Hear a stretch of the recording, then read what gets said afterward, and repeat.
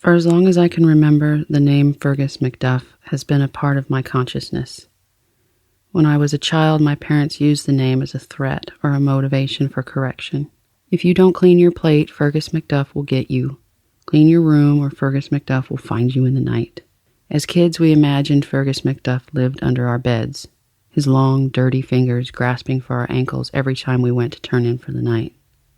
Most of the time, we would run to our beds and take a long dive into the safety of the mattress, relieved we avoided another murderous grasping attempt by old Fergus MacDuff. The reality was that Fergus MacDuff didn't live under our beds, but rather in an old shack a block from the abandoned gas station a quarter of a mile from our house. Or at least that's what all the kids at school said. We were all very aware of the dilapidated Fergus MacDuff house that sat in the middle of the overgrown plot of land we had to pass when we walked down to the ball field. People would tell stories about seeing Fergus MacDuff standing in the shadows of his porch, watching all of us kids playing across the street. Some people said they saw him clutching a butcher knife. Ginny Blair said she saw him holding a chainsaw. Troy Bolin claimed he once crept up the weedy pathway to Fergus MacDuff's door, only to find him sitting on the porch, pulling feathers off of a bloody chicken. No matter the variety of stories, one detail was always consistent. Everybody claimed they saw old Fergus MacDuff wearing a dress. Why that old man would wear a dress, I couldn't imagine. And I'm not sure why, but that was the thing about him that creeped me out the most. In 6th grade, my best friend was Dewey Milk. Yes, that was his real name, and no, you couldn't come up with a new name joke that Dewey hadn't heard a million times before. For 3 or 4 years, Dewey Milk and I were inseparable. We always pretended we were Mulder and Scully, only in our fantasy world I was Mulder, and Dewey always wanted to be Agent Scully. He would always say it was because of his red hair, but I knew he had more personal reasons. Dewey Milk and I would travel the neighborhood investigating all rumors of paranormal activity. It was usually just blowing the lid off of crazy tales we heard around town, like Mr. Stallings' possessed cat, or the space alien someone said the barriers were hiding in their dairy barn. We never really found anything, of course, but we thought we were making some sort of a difference in the safety of the neighborhood, and it was all just innocent fun.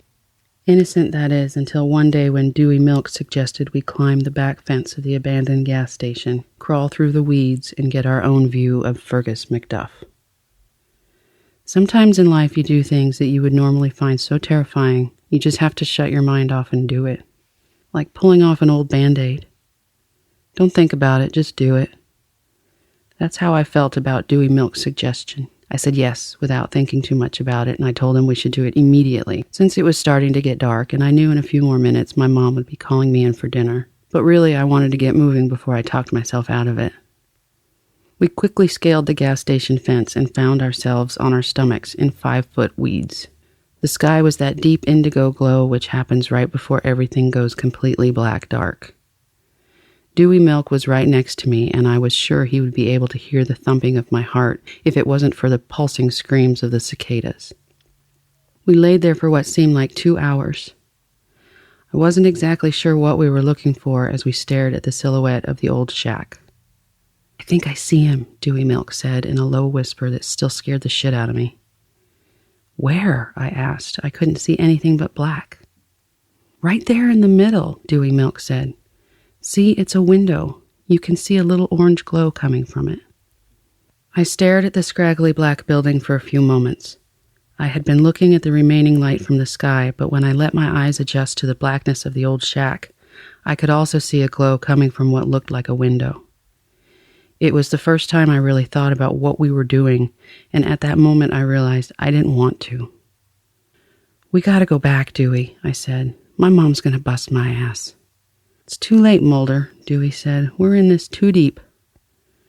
Dewey Milk was right. We were engaged. It was too late to abort the mission. And before I could agree with him, I heard a whimper come from him, and then a low, gurgling, choking sound. And before I could ask if he was okay, I felt cold, leathery fingers grab at the shirt at the back of my neck and pull tight. I couldn't tell what was happening, but I could feel my entire body being lifted from the ground. I looked over at Dewey and could barely see his face as he looked behind me.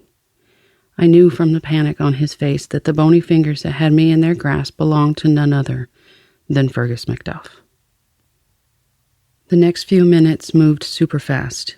I don't remember moving from the cover of the weeds to inside the old shack, but in the blink of an eye, there we were, sitting in front of a small, soot-covered fireplace in what I assumed was Fergus MacDuff's living room. It was difficult to really determine where we were, though. In every inch of the house was piled boxes and books and paper, trash and mounds of shit. How anyone could live in that environment, I don't know. It smelled like old water, old food, and dead animals. No telling how many bodies of mice, rats, possums, raccoons, and who knows what else were rotting under the piles of garbage. It was sometimes difficult to tell if we were indoors or out. I guess I'm still not sure. I looked at Dewey Milk sitting next to me and noticed he too was scanning the contents of the room while at the same time trying to figure out if there might be some miracle way of darting out of the room. I could see the silhouette of Fergus MacDuff sitting in a chair in the dark. I could hear the clunking of metal, which I eventually recognized as the sound of a spoon in a can. Was Fergus MacDuff eating while holding us prisoner? After a few minutes, an empty can of corned beef hash flung out of the darkness and hit me on the bottom of my shoe. I heard a hacking cough in the middle of the blackness, the crinkling of paper and chewing noises. Dewey Milk reached over and touched me on the knee and pointed towards the fireplace. On the mantel, I could see 20 or 30 little handmade dolls lined up in a row. They were crudely made, but each one had its own distinct look. Skinny dolls, fat dolls, boys with glasses, girls with braces. There was even a doll in a wheelchair. Just a lot of different dolls. I looked at Dewey Milk and he shrugged. I knew what he was thinking. What would this creepy old man be doing with all of these dolls? I was thinking something else. Why did Fergus MacDuff bring us here? And what was he going to do with us? After about 45 minutes sitting on the dirt floor in front of the fireplace, I had had enough. Can we go home? I asked. My mom and dad are going to be worried and they're going to start looking for me. I waited for a response from the dark and heard only a guttural noise, which I could make out to be Fergus MacDuff clearing his throat or laughing at me. Ginny, Dewey Milk whispered. Ginny, I whispered back. Dewey Milk pointed at one of the dolls on the mantel. It was a doll with curly brown hair and big wire glasses, almost as big as her entire face. He was right.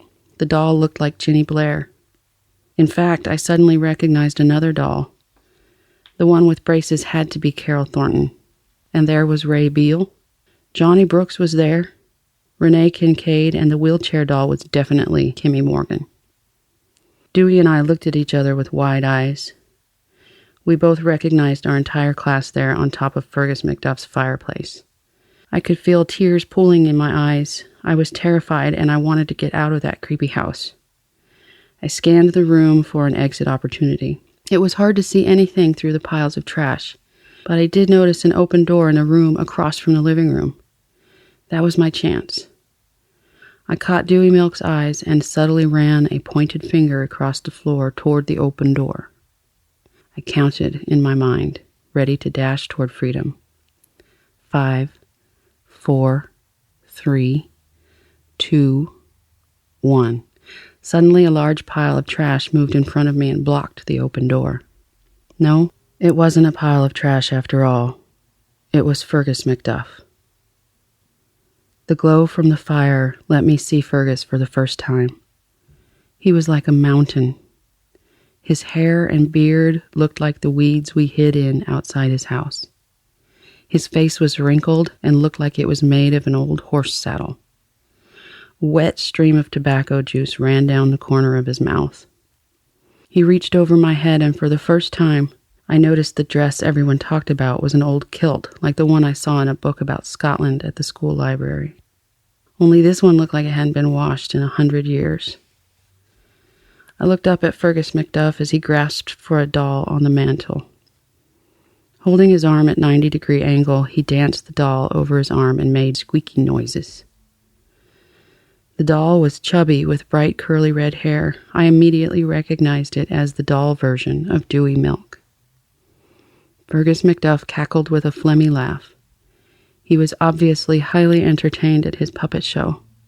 He slowly handed the doll to Dewey Milk, but when Dewey reached out to take it, Fergus MacDuff quickly tossed it into the fire, where it instantly ignited into a ball of flame. Again, Fergus MacDuff laughed with an even bigger cackle of phlegm. I scanned the fireplace for my doll. I knew it was the next star of Fergus MacDuff's show. I was a lanky girl with a short bob hairstyle and tomboy clothes. But none of the dolls looked anything close to me. It didn't make sense to me. Why would everyone else in our class be there on his fireplace mantel in doll form, but not me? I turned to look at Fergus MacDuff, and he stared down at me like he knew what I was thinking. His bony fingers moved down between his legs. He fondled around the old leather pouch on the front of his kilt until he opened it. He reached inside and pulled out a crushed, misshapen doll. He ran his fingers over the doll a bit until it smoothed out some, and then he handed the doll to me. He started laughing the biggest laugh yet and turned and walked into the dark part of his house and closed a door. Dewey Milk and I immediately ran to the door and kept running as fast as we could toward my house, the laughter of Fergus MacDuff fading into a soft echo behind us. When morning came, I found myself questioning whether my experience with Fergus MacDuff the night before was real or a dream. I wanted to ask Dewey Milk, but his mom said he went with his grandparents to a church function. My dad was sitting at the breakfast table reading the paper and drinking a cup of coffee. I asked him what he knew about Fergus MacDuff. "Fergus MacDuff?" he asked, surprised. "Well, honey, I think you're old enough now to know the truth about Fergus MacDuff. There's no real Fergus MacDuff. I mean, there was a Fergus MacDuff a long time ago. He was a custodian at the school you go to, but somebody said he was inappropriately, having communications with some of the kids. He was fired and he just went away by himself. Everyone started using his name as kind of a boogeyman, you know. Last one to the porch will be killed by Fergus MacDuff. It started out as something funny, but I guess it just became silly. Your mom and I always did it in a joking way. I don't know, maybe it went too far. Anyway, old Fergus MacDuff died 10 years before you were born, so there's no way he's ever going to get you." I never talked to my parents about the night Dewey Milk and I spent in Fergus MacDuff's creepy living room. It was a secret Dewey and I locked away in our own minds. We never even discussed it ourselves. Even though we were so close, eventually we did drift apart. Dewey's parents moved to Montana, and we wrote each other letters for about a year, but that stopped eventually. There was no email or Facebook then, so it was easy to just gradually lose touch. The last time I heard from Dewey Milk was 5 years ago after my husband Alan and our son Daniel drowned in a boat accident while on a fishing trip. Dewey heard about it from his sister, and he called me to tell me how sorry he was. We both cried together on the phone and promised we would soon get together, but we never did. Then I heard last week that Dewey Milk was on a business trip in Los Angeles, and along with 22 other people was killed in a hotel fire. I was devastated, but I was also haunted by that night when Fergus MacDuff tossed Dewey's doll into the fireplace. I couldn't stop thinking that maybe that had something to do with Dewey's death, and it made me wonder the whereabouts of the doll that Fergus gave to me. I hadn't seen it in 30 years or so. Last I can remember, I put it in a cigar box my dad once gave me, and stored it in my attic. I decided to dig out that cigar box and take a look at that creepy old doll. I went into the attic and moved piles of boxes and some other stored items. For a second, it reminded me of the piles of junk in Fergus MacDuff's living room. I found an old box of toys and mementos from my elementary school days, and I pulled off the tape. It was mostly dusty plush toys, softball shirts and gloves, and sports cards. I cleared away the layers of memories until I finally located the wood cigar box. I remember wrapping the box with rubber bands, ribbons, and strings, which I pulled and cut off. I opened the box, expecting to see the crude straw doll, but I was horrified. My God, the doll was not there. But what was there were two dolls I'd never seen in my life. A doll that looked exactly like my husband, Alan, and a smaller doll which, oh my God, how could it be? Who put these other dolls in this old box, and where? Where was the old doll of me?